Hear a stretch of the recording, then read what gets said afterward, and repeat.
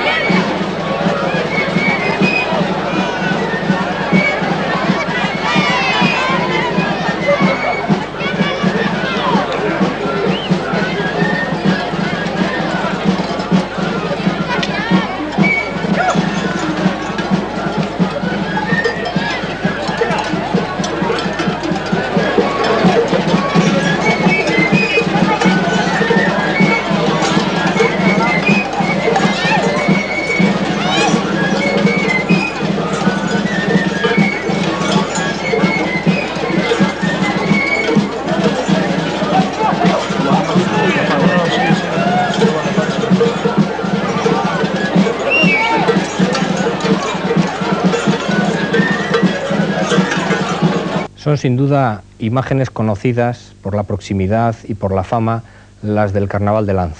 Hemos visto la imagen de Miguel Ochín, quemado y matado, como un chivo expiatorio, como comentábamos, en el que el pueblo descarga las culpas.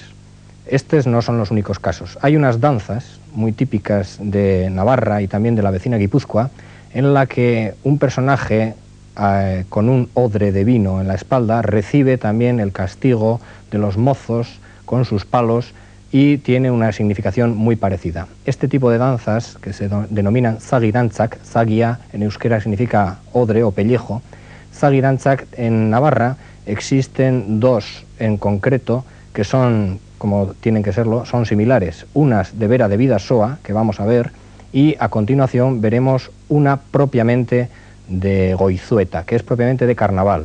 La maquildanza, la zagidanza de Vera de Bidasoa, forma parte de un grupo de 12 maquildanzas y esta es la última de ellas.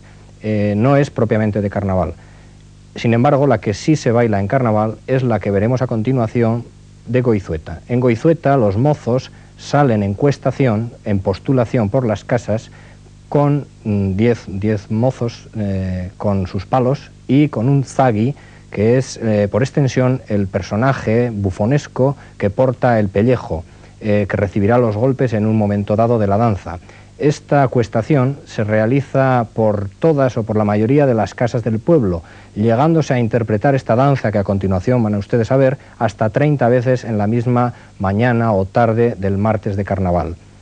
Vamos a ver a continuación la zagidantzak de Vera y la zagidanza de Goizueta.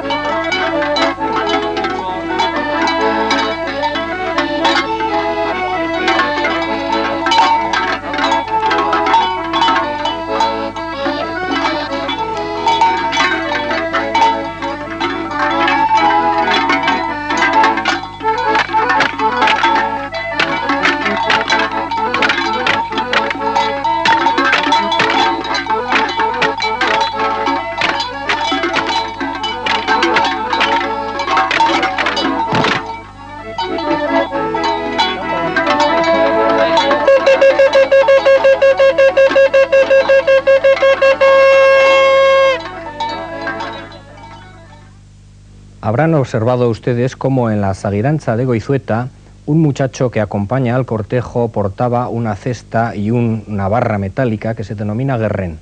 Estos utensilios sirven para recoger las puskak, los ofrecimientos, los donativos, que normalmente en forma de tocino, huevos, chorizo, eran ofrecidos por parte de los vecinos al cortejo carnavalesco.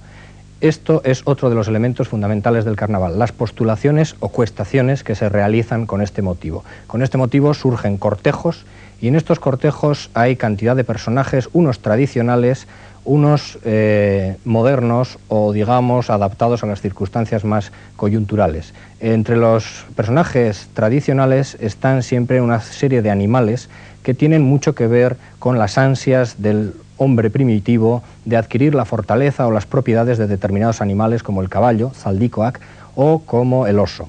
El oso, artza, tiene un papel preponderante y voy a presentar brevemente al artza de Arizkun, el oso que saca el hombre en sus rituales de su letargo invernal para de esta manera intentar forzar a la naturaleza a precipitar los acontecimientos y que llegue la primavera. Este oso de nuestros carnavales y de todos los carnavales europeos sale de esta manera en Arizkun.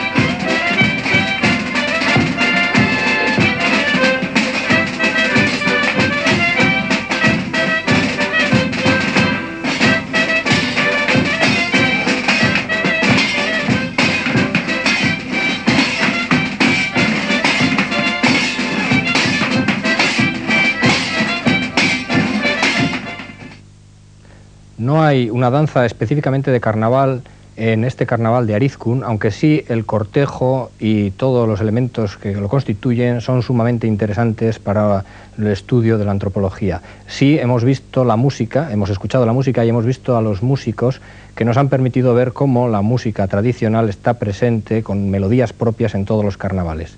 Hemos visto al artza con esa simbología de animal que es sacado de su letargo invernal para precipitar la naturaleza, pero el hombre primitivo, en su ansia por poseer los atributos animales, llegaba a imitarlos directamente. Este es el caso de los momochorroak de Alsasua. Los momochorro, que son seres tremendos, terribles, en los que el hombre adapta unas formas de animales, han estado en Alsasua durante más de 80 años durmiendo, porque no han salido hasta hace una década, pero por cierto con mucha fuerza. Son cerca de 200 los momochorros que en los últimos años están saliendo por las calles de Alsasua. No había una danza tampoco, lógicamente si la hubo se perdió, no había una danza propia para los momochorros, pero en base a una melodía antigua, tradicional de la zona, los jóvenes de Alsasua compusieron una danza apropiada. Esta composición, que hay que darla ya como habitual, como propia de los momochorros y que vamos a ver a continuación, es una danza en círculo y de hombres, como es el Zorcico de Lanz y como lo son muchas otras danzas antiguas de nuestra tierra. Vamos a ver estos animales, estos hombres vestidos de animales con sangre y hollín en Alsasua, momochorroak.